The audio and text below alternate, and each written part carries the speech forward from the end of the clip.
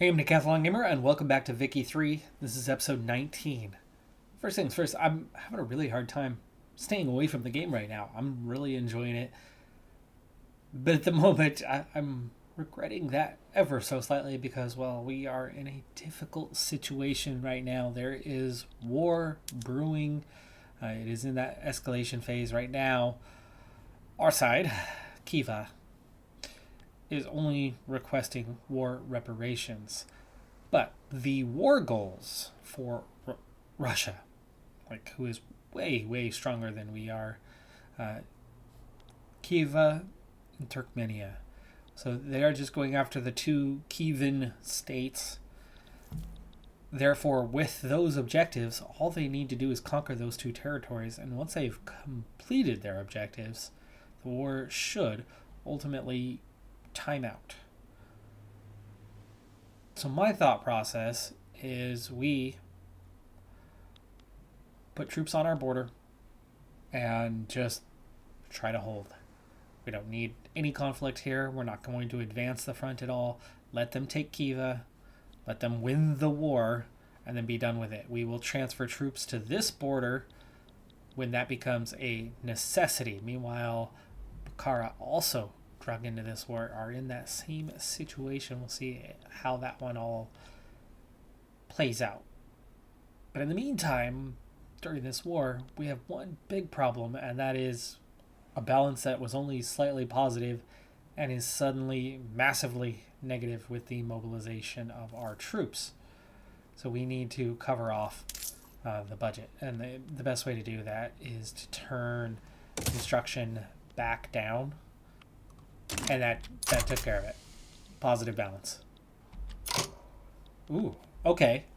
So, interesting play here. So, Russia, Kiva backs down, and Russia gets the northern state. Turkmenia remains in Kiva's hand. So, actually, a smart play by Kiva to back down on that one. For one thing, it certainly saves us quite the ordeal. Kathiri. Seeing that diplomatically, I don't think we're quite strong enough. We're not quite powerful enough as a nation to take these neighbors that are nearby to us. Therefore, I think we're going to have to do things by force, especially as we're seeing that Russia is doing that anyway, taking away our opportunities. Having them on the market isn't helping a whole lot. I mean, it's helping some. It is making our market a little bit stronger, so it's not been totally in vain, but we've halted a lot of progression that could have happened otherwise. Well, anyway, in the meantime, Gwadar, this is part of Oman. So we already took back this territory here from Oman. Now Oman has this one. That's all that's left outside of the Saudi peninsula, the Arabian peninsula. And it looks like Makran may see this as, something they want to get involved in, which means I might lose a lot of the relationship status, but I think I'm okay with that. I'd like to take Oman out. I would imagine we could probably get this without a fight, and then Makran might be kind of our next target from there. Great Qing, the only one who is a threat to be involved, and they like us, so let's go for it. Let's maybe try to claim both of these. We already have the area. It's just filling out the rest of a state that we already own anyway. Yeah, see, they're already fearful. And Makran does not like us anymore. Wonder if we want to add a war goal on this one. Let's see what happens. As Makran decided they wanted to be part of it, I've gone ahead and added the war goal of not only the treaty port, but taking Makran as well. At the moment, I don't want to touch the rest of Oman because getting into Arabia, there's a lot of European powers that are pretty interested in Arabia. I'd rather stay out of that. We'll stay out of that one. So in the meantime, I think we might begin mobilizing our forces. Okay, so we've gone past the phase where anybody should be able to join. I would think we're in that final escalation phase. Qing is still potentially a player in this one, and it looks like I could still sway Bukhara, but at this point, there doesn't seem to be a need to do so. So Oman backed down. Oman has backed down. So we have the treaty port, but not Makran. So they gave in. They gave us the treaty port. Okay, well, there you go. There's another win. Makran does not like us anymore, though, so I have a feeling we're going to have to be a little more aggressive when it comes to Makran. Oh, there goes our move on Kathiri. France wasn't even one of the nations who was there, but they've decided they want to subjugate Kathiri. And Makran has cut all ties that we had. They're no longer in our customs union. They are definitely not interested in becoming a tributary of any kind. So, yeah, we're going to start the Conquer State on Makran. We're looking at Oman definitely wants to be involved. Sind would be involved. Let's check on Sind, on how strong is Sind and that military of theirs. 50 is their power projection, which is not strong. Sind is right next door. So we could backdoor our way into conquering Sind as well. I'm liking that one. And maybe just get after Oman while we're at it. I'm just nervous about going after Oman and Arabia. That seems to be where we would attract attention. Right now, I think I'm more interested in just taking Makran and Sind. We've got Oman completely out of our lands, out of Persia. Oman is having a peasant revolt. Apparently, they don't want to be a part of this war. Oman abandoned Makran, so they are not going to be part of this war. So it's now looking just like Sind and Makran are going to be involved for this one. Oh, they did get support. Oh no, Oman has supported them after all. Well, there you go. But as we enter this second phase, let's go ahead and... Sind is not an option, apparently. You know what? In that case, we might as well get after Oman. We'll see how that one goes. I think that had to do with the fact that Sind is already a subject of someone.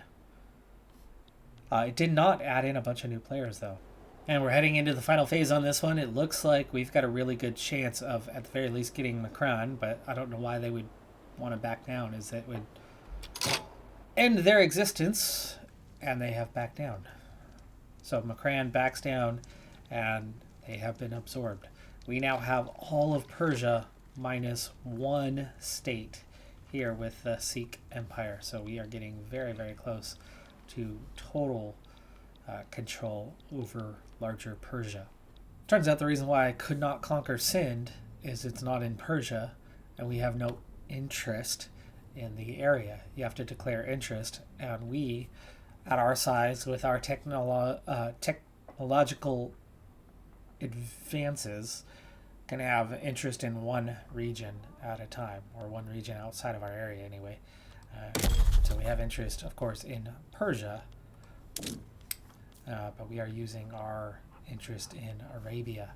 So our interest is in Arabia. I don't know if we want to keep that up. Maybe we want to pull out from that. I'm sure we could take Sind, but there's other areas too. So a lot to think about with kind of those options going forward. As we could obviously get involved elsewhere, but things like the Europeans and at the 31st ranked power, we're certainly not bad. We're not that strong. And a good way to get stronger right now is definitely to focus on that economy now that we have taken these areas. And we should already be fully incorporated as states. We are. So even though we've added turmoil because, well, our neighbors to the south, the stronger part of the region, I mean, if you look at what's here, there's not much there. There's a lot down here. So Cram is doing pretty well for itself. And, you know, what we have there also mostly is just the port that has been added in. But Persia, looking better and better. You can see the turmoil in the state is actually coming down pretty quick. Baluchistan was one that we worked pretty hard on with things like assimilation, and forgot that we took eastern Afghanistan a while ago, and that's one that still needs to be incorporated. We do not have, at the moment, the bureaucracy at all to do that. In fact, it's still a negative, but I have a lot of bureaucracy queued up. So we're going to see a pretty big expansion of that, which is focused in the states that are experiencing tax waste. And it's going to help decrease that tax waste and should help us a fair bit in getting paid a little bit better, and then also having that bureaucracy that we're going to need to take or to incorporate eastern Afghanistan. Russia dealing with a little upheaval, which would be a good time to maybe get after something up here, but Great Qing is interested in Kokand. Sikh Empire is one we could maybe get after and get that last state in Persia. They have a defensive pact with Kokand, but I don't think that it's going to be a big deal, and I think we could take that one state off of the Sikh Empire without a war. So apparently, Great Qing would automatically be involved. So even though they are a tributary only, that does count more or less as a subject. So getting Bukhara would have been nice. I think we can just about get away now with turning the construction back up, getting to that 54. We are going to see this fall off here fairly quick, but it's a good way to... Yeah, there you go. It's balanced. It's balanced. We have a construction level of 54 right now 55. So that's plus 30 from what we were getting with that turned down, ultimately saving about 11,000. I think... Hey, look at that. It's coming back up for the time being. Over 1 million in gold reserves, finally. First look at the market in a while. For one thing, situation to the north has changed as Kiva has been split in half. Makran is now part of our market, but it already was. So that's ultimately unchanged realistically. But we did add that port city. We do have a few areas where infrastructure has run out. We're starting to exceed. I have railways set to be crafted in those areas. Grain is fine. Cloth is a bit too much, making it cheap. Clothing, still a pretty big shortage in clothing. We still need a lot more. So I think it's time I address that one once again. And it looks like opium is also something we are vastly below where we could be. So clothing and... By the way, for the first time, we have run out of peasants. Late game, it's 1906, so I'm not surprised about that, but we need to be careful about Laristan. Oh, that is not what I was trying to do there. I'll fix that. Great Qing, looking for a trade agreement? Sure. Why not? We are friendly with each other.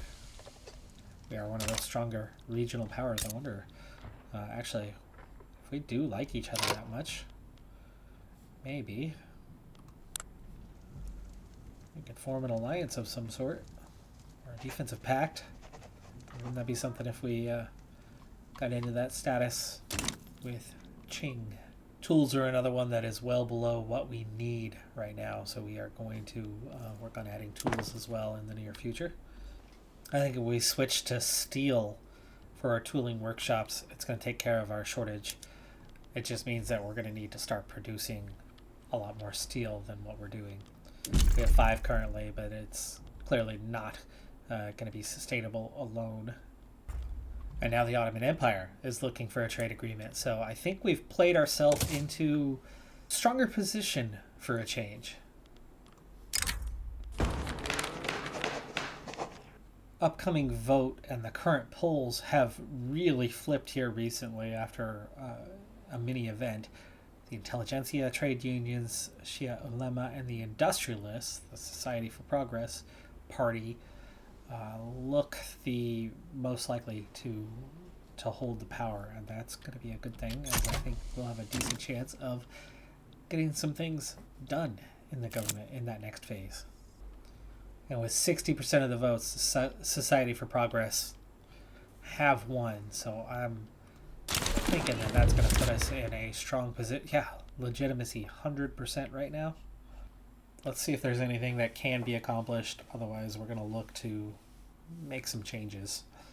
After looking through all of the laws, there's not much that we can do with the mix of parties that we have in government. But there's one. There's one that stands out, and it would be a slightly risky one, as banning slavery would radicalize the landowners. And they do have a lot of political clout. They would not be happy. But we would still have the support of most everyone. And I don't think anybody, I mean, it's quite clear that nobody would want to join them. And we'd actually be making a lot of groups really, really happy from that one. And I think we could quickly get the landowners in a position where things aren't looking good for them. We could go public for a lot of the industries that we have and just make the landowners powerless. So we're going to try. This could be leading to a civil war, but I think it's a good way to get the landowners finally out. And that means the landowners and petite bourgeoisie would need to be eliminated. It does hurt our legitimacy a little bit, but because of that 60% vote haul, you can see just how strong we are. And I don't think adding anybody else is going to help with this one. I think we're looking at, well, the rural folk. Oh, they want to join the Society for Progress. But do we want the rural folk? I mean, it's going to give us the legitimacy, but they're not really, that doesn't seem like the party for them. I think we need to do this without the rural folk, as that just does not feel like a good pathway. Oh, I would have to include them. I can only confirm if. All right, well, in that case, let's do it. They're not going to stop us from banning slavery. I'm really intrigued by what's going to happen if we ban slavery. All right, so we are looking right away at a 31% chance of success, 62% chance to advance, and just a 7% chance of debate. These are good odds, and it shouldn't take terribly long. Free Trade Party has formed. Okay. Here it comes, folks. Radicalism is critical. We are looking at a civil war almost instantly with this group. Let's get in here, and suddenly has a 25% chance to stall. And why is that? Because of the political movement going against it, I see. The industrialists have moved to the Free Trade Party, and the landowners are no longer together with the petite bourgeoisie, and they are angry at what we are trying to do. And we can't suppress them in their current state, so we're going to have to just take them on. We're going to see, I would imagine, a civil war option popping up. And there it is, revolution. Revolution progress plus 10 per week. And we are looking at, well, Western Afghanistan, Baluchistan, Sistan, and Fars. So 21 out of 65, meaning, yeah, we could crush them quite easily. Let's do it. Let's have ourselves a civil war. Now, should I mobilize now? Can I mobilize now? Should I mobilize now? Let's get into budget for a second. Cut back on those expenses. Good. Okay, let's make sure that this is still the same. It is. It's staying the same. So 21 out of 65. There you go. Revolution is upon us. Mobilize all generals. All right. Right now we have an advantage on all fronts. We have been joined. Bukhara has stayed out of it. Gotcha. Bukhara is out of it. But it looks like Khiva is in it. So Khiva is in the war. So we have an advantage on every front. But we with our mobilized troops, with our generals, I'm going to have to apply them kind of somewhere. I'd like to close off this front. And meanwhile, an heir has been born. He's part of the industrialists. Nice. And a feminist. It's fantastic. It's a good day. Alright. Looks like we might grow to have a disadvantage on this front, but they've pulled their troops away from it, so there you go. Looks like they're putting most of their troops over here, so we are going to want to hold off, but we will rush through this front. I can't attack on that one without another general, but we'll have a significant advantage to claim the territory, and this one will not lose quickly. I mean, they'll be fine. Okay, so civil war brought on almost intentionally. They are putting everything into that other front, but you can see how we are just barely losing on that front. Is it just me, or have they called up a lot of conscripts? Maybe we need to do the same.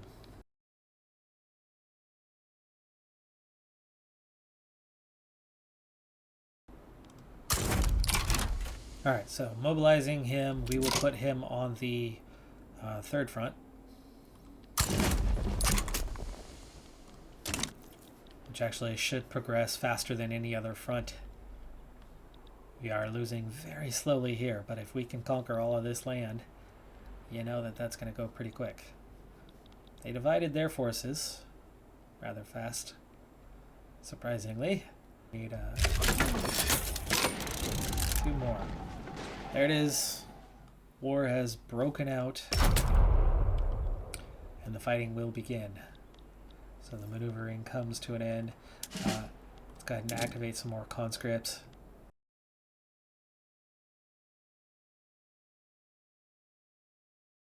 Alright, we've already started to conquer some territory here on the Eastern Front.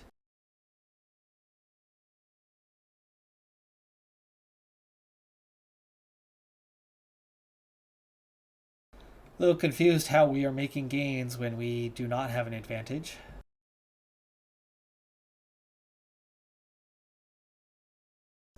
One tiny little pocket left up there. Not a fan of how that got left behind. We've seen that go very poorly in the past. We've seen that go very much our direction in the past as well.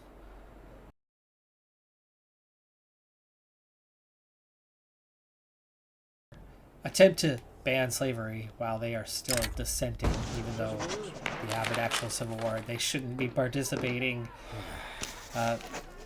We've had a negative event.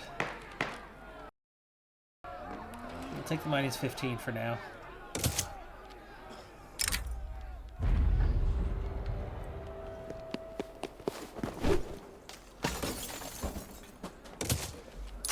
And this pocket has closed over here. And there you go. Capitulation.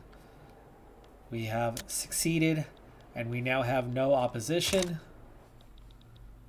We should also see, I would think, that the landowners, yeah, 0 clout. So we have wiped them out.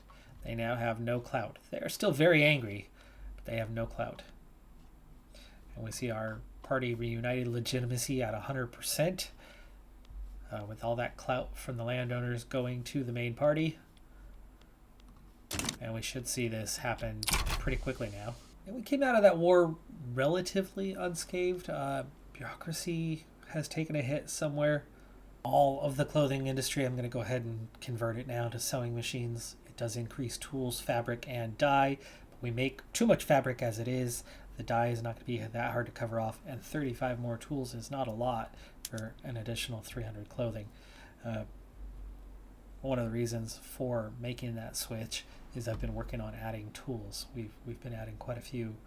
I have no idea if this is going to be a permanent thing or if it's a temporary thing, but our prestige has risen up to 348, and we are now 13th most powerful in the world. Banning slavery is turning it into an all-success type thing, but it's going to take its time. Or not. It's good. We've got it. We have now banned slavery. Okay, that's going to be a big step. That is going to be a big step. So slaves just got freed. So we're going to see things change within this population here quite soon, which, by the way, is 12th in the world. That standard of living is really struggling, though. So getting that up. Wow, look at that GDP, 45 million, though. Next target is elected bureaucrats, as the only opposition is the landowners, who are already, in a state where they have no clout anyway. They're at 2% on their clout. So let's go for it. I've changed quite a few things within the industry here recently, and it's changing the economy a little bit. We're still fine. I mean, I could actually turn that construction back up. Looks like Eastern Afghanistan could use another railroad, so we'll get that on the go. Feeling my way around upgrading some industries. A lot of it's coming down to tools, though, so I've been really active on trying to add tools. Clothing, huge demand, though. I just cannot. I've increased it by 1,000, but there's just this huge demand, and that's why standard of living, it's one of the reasons why standard of living has been so low, but adding 1,000 to that is helping. It's just something we cannot seem to keep up with right now. But tools, big shortage still, but we're getting a little closer to keeping up with that.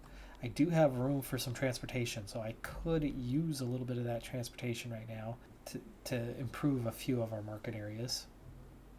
Not a huge coal shortage, but a bit of a coal shortage.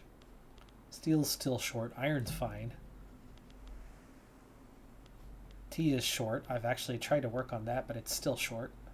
Okay, so I'm prepared to turn things back up on construction, as we want that money.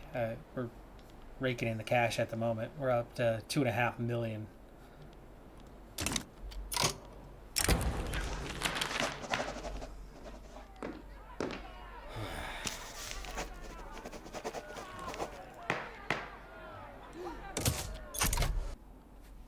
By the way, we are seeing radicals fall off really rapidly right now with the current state of things and the recent laws passed. You can still see that a lot of the radicals are, in the more recently conquered territories.